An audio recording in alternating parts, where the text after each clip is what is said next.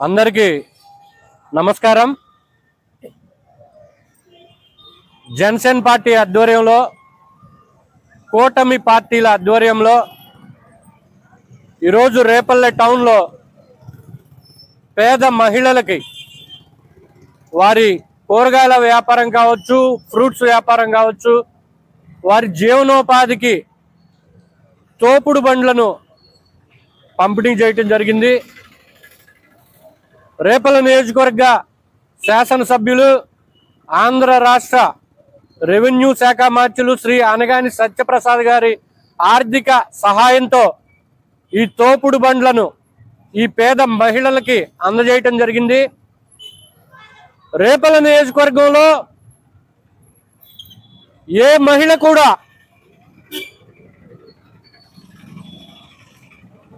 ఈ సమాజంలో వెనకబాటుతనానికి గురి కాకూడదనేదే ఈ కూటమి ప్రభుత్వ లక్ష్యం।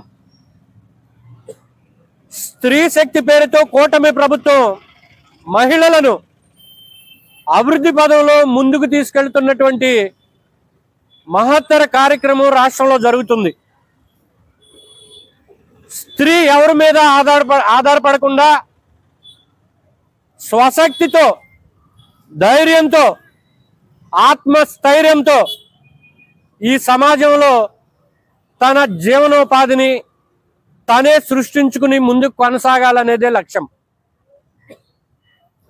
ఆంధ్ర రాష్ట్ర ముఖ్యమంత్రి వర్యులు చంద్రబాబు నాయుడు గారు కావచ్చు, ఉప ముఖ్యమంత్రి వర్యులు కొణిదెల పవన్ కళ్యాణ్ గారు కావచ్చు, రెవెన్యూ శాఖ మంత్రులు అనగాని సత్యప్రసాద్ గారు కావచ్చు, ఎవరి నాయకత్వంలోనైనా కానీ మహిళలకే పెద్దపీట వేస్తున్నటువంటి ప్రభుత్వం ఈ కూటమి ప్రభుత్వం। ప్రభుత్వ పరంగా మహిళలకి చేయూతనిస్తూనే ఉచిత బస్సు ప్రయాణం కావచ్చు, ఉచిత సిలిండర్లు కావచ్చు, అట్లాగే తల్లికి వందనం, ఆడబిడ్డ నిధి, అనేక పథకాల ద్వారా మహిళల్ని ఒక పక్కన ప్రభుత్వ పరంగా ఆదుకుంటూనే వ్యక్తిగతంగా కూడా ఆర్థిక సహాయాన్ని అందించేటువంటి ఈ కూటమి పార్టీల నాయకుల గొప్పతనం ఒకసారి ప్రజలందరూ గమనించాలి। మహిళల్ని ప్రోత్సహిస్తూ సమాజంలో ఉన్నటువంటి పేద కుటుంబాలని ఆర్థికంగా ముందుకు తీసుకెళ్తున్నటువంటి వాస్తవాలను కూడా ఒకసారి పరిశీలించాలి। ఇటువంటి నాయకుల్ని ఆంధ్ర రాష్ట్ర ప్రజలు కలిగి ఉండటం అనేది చాలా గౌరవించదగ్గ విషయం। ఏదైనా నాయకులు ప్రభుత్వ పరంగానే కాకుండా వ్యక్తిగతంగా కూడా ప్రజలకి సహాయ సహకారాలు అందిస్తున్నారంటే ఆ నాయకులను కలిగి ఉన్నటువంటి ఆ నియోజకవర్గ ప్రజలు కూడా చాలా సంతోషంగా, ధైర్యంగా, ఆత్మాభిమానంతో ముందుకెళ్తారనేది కూడా మనం గమనించాలి। ఈ తోపుడు బండ్ల సహాయం ద్వారా అనగాని సత్యప్రసాద్ గారు మరొకసారి ఆయన గొప్పతనాన్ని, ఆయన సేవా గుణాన్ని రేపల్లె నియోజకవర్గ ప్రజల కోసం చూపినట్లుగా మనం గ్రహించాలి। ఒక పక్కన కూటమి ప్రభుత్వ నాయకులు, కూటమి ప్రభుత్వం మహిళలకు అండగా ఉంటూ మహిళల అభ్యున్నతికి తోడ్పడుతుంటే, మరో పక్క ప్రతిపక్ష పార్టీలైనటువంటి వైఎస్ఆర్ కాంగ్రెస్ పార్టీ నాయకులు మహిళల మీద దాడులు చేస్తున్నటువంటి వైనాన్ని కూడా ఒకసారి ప్రజలు గమనించాలి।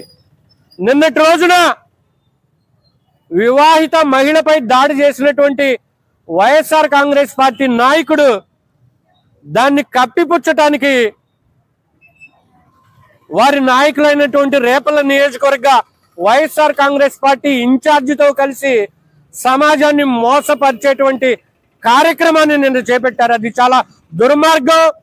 వారి అధికారంలో ఉన్నప్పుడు రాక్షస పాలన, అరాచక పాలనతో సమాజాన్ని, రాష్ట్రాన్ని భ్రష్టు పట్టించినటువంటి పరిస్థితులు గతంలో మనం చూసాం। ప్రజలందరూ దవడ పగలగొట్టినట్టుగా 11 సీట్లకే పరిమితం చేసినా గానీ బుద్ధి రాకుండా, ప్రతిపక్ష హోదా లేకపోయినా గానీ, ప్రజలు వారిని పూర్తిగా తిరస్కరించినా గానీ వాళ్ళల్లో ఉన్నటువంటి అరాచకత్వం, రాక్షసత్వం పోలేదనేటువంటి వాస్తవాన్ని కూడా ప్రజలు గమనిస్తున్నారు। సమాజంలో ఉన్నటువంటి అన్ని తరగతుల అందరూ గమనిస్తున్నటువంటి విషయాన్ని కూడా ఒకసారి ప్రజల దృష్టికి తీసుకొస్తున్నాం. మహిళలు గౌరవించేటువంటి ఈ సమాజంలో మహిళల మీద దాడులు చేస్తున్నటువంటి వైఎస్ఆర్ కాంగ్రెస్ పార్టీ నాయకులను కూడా తరిమి తరిమి కొట్టాలని కూడా జనసేన పార్టీ తరఫున, కూటమి పార్టీల తరఫున పిలుపునిస్తున్నాం.